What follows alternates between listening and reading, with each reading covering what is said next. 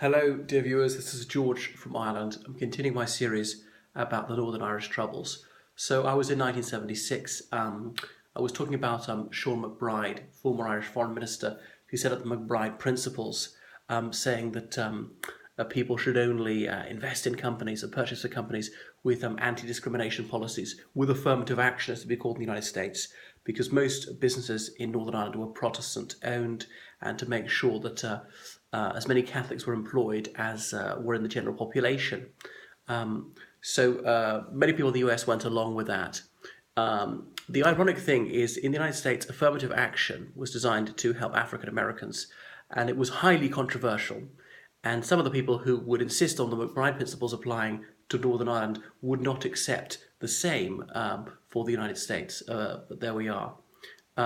So McBride, he got the Lenin Peace Prize, something he probably didn't brag about in the United States because, of course, most Americans are very anti-communist. The Lenin Peace Prize is a bit of a contradiction in terms, as it was. Anyway, John Hume, who was a leading figure in the SDLP, he helped his unionist colleagues find business contacts for investments in the United States. And of course, this was improving employment, and in the long run was going to diminish support for terrorism. People who are desperate, who have got too much time on their hands, are more likely to be supporting terrorism. The devil makes work for idle hands. And of course, certainly the Republican terrorists wanted to wreck the economy, cause as much suffering as possible, because then they thought people were more likely to back them. I mentioned how in 1976, the British ambassador to the Republic of Ireland, Sir Christopher Ewart Biggs, was blown up in Dublin, and he hadn't had much regard for the Gardaí who were protecting him. He called them the Department of Keeping Your Fingers Crossed. The INLA had even talked about assassinating him in St Patrick's Cathedral in Dublin, putting a bomb under his kneeler, but that didn't happen. Anyway, so the government started prosecuting loyalist and terrorist suspects and Republicans in the ordinary fashion and being sent to a prison called the Maze in County Down. That was formerly Long Kesh, where they'd been interned. But despite the official name being Her Majesty's Prison, the Maze, Republicans certainly continued to allude to it as Long Kesh. So when they'd been interned, they had to wear prison uniform, do prison work, observe a prison timetable, and so forth. But when they'd been convicted of a crime, when they're in the Maze, they were treated as any other prisoner and had to wear the uniform and all that. So some Republicans said, we're not criminals, we refuse to do this, we're prisoners of war. And so sentences were usually remitted at least a third off for good behaviour. And those who refused to abide by the prison rules would not have any remission, would serve out the full length of their sentences. So they were not allowed to receive visits from their families if they were not going to wear prison uniform. Some of these prisoners started to wear the blanket rather than wear their uniform. There's talk about going on the blanket. Furniture will be removed from their cells, all books except for the Bible. They also had to slop out, which is, in those days, prisons in the UK had a bucket for their natural functions, and once a day they had to empty that. So some of these IRA and ILA prisons refused to do that and would just smear it on the walls. So it was called the Dirty Protest, and female prisoners in Armagh jail putting their menstrual blood up there as well. So Cardinal O'Fee, he was the Archbishop of Armagh, and he came to visit these prisoners and said he almost vomited from the stench of it. O'Fee was from Crossmaglen, and Paisley made much of this and called him the IRA's Bishop from Crossmaglen. Incidentally, Paisley never lost an opportunity to remind his congregants that the IRA were Roman Catholics, as he would say, and always suggesting that the Catholic Church was to blame for the Troubles. So these IRA and INLA men, they did it to themselves, putting their feces on the wall. O'Fee did speak out against IRA violence. He did say that one of his constituents, one of his, how to put it, parishioners, would never have been in prison were it not for the political situation. And there were some people who drifted into loyalist or Republican terrorism because they were criminals anyway, they were opportunists, that sort of thing appealed to them. There were other people who were, I suppose, were political ideologues or were just infuriated by what had been done to their people by the other side. So some people were protesting outside the prison in support of those on the blanket, wearing blankets themselves. The Republicans demanded political status. They're prisoners of war, so they claimed.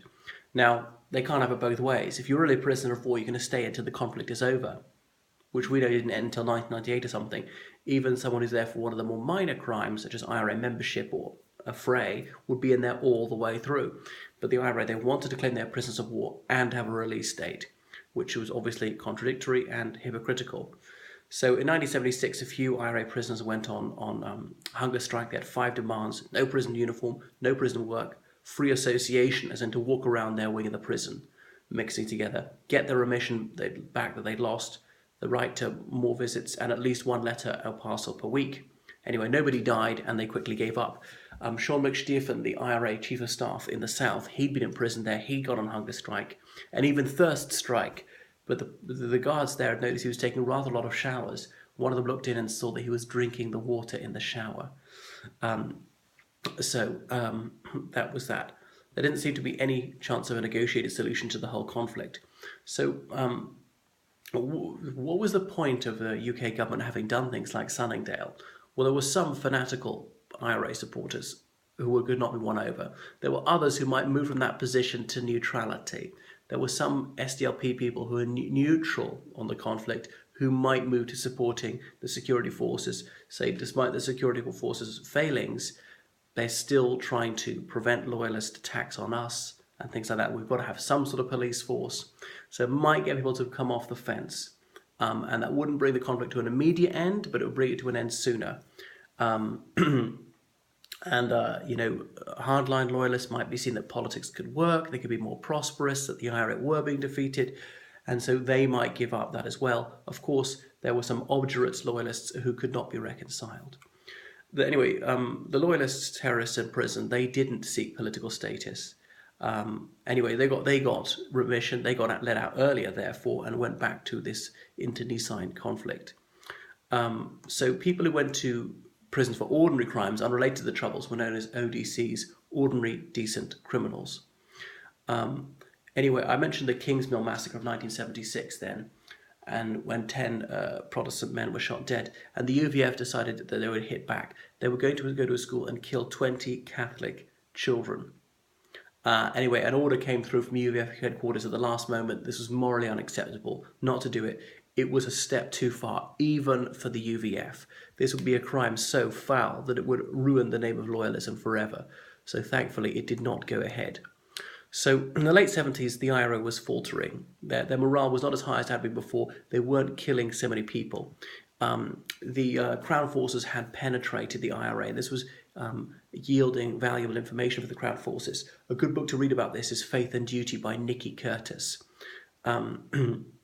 So a complete defeat of the IRA didn't seem to be in prospect in the short term. Such organisations are seldom decisively defeated at a particular moment. Things just peter out. It's not like a conventional conflict. The UVF and UDA were not killing as many people as before. The Secretary of State for Northern Ireland at the time said, the message for next year is one of real hope.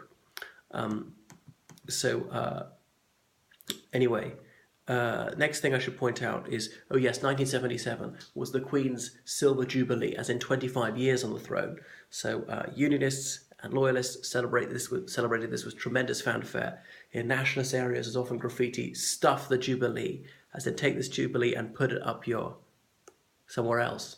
The Queen came to Northern Ireland and she visited for 3 days, and there was a huge security operation. Hundreds of RUC officers had to be briefed about how to guard her, and beyond them there'd be hundreds more soldiers. So went ahead. She even visited Derry, and of course, Unionists were delighted to see her. Wilson, the Prime Minister, he gave an interview in 1976. He said there were some people in the Republic of Ireland who didn't want to be within 1 million miles of the North. So maybe that meant Unionists. He said he still didn't rule out a united Ireland. He wasn't particularly pressing that one, partly because that horrified Unionists made them less amenable to any cooperation with what the government wanted. The IRA was increasingly going for soft targets, attacking members of the security forces whilst off-duty and unarmed, or even abroad. The British ambassador to the Netherlands, Sir Richard Sykes, killed in 1979, yet again showing they didn't observe any rules of an ethical conflict because they're killing diplomats. 1979, the Conservatives were ushered into office.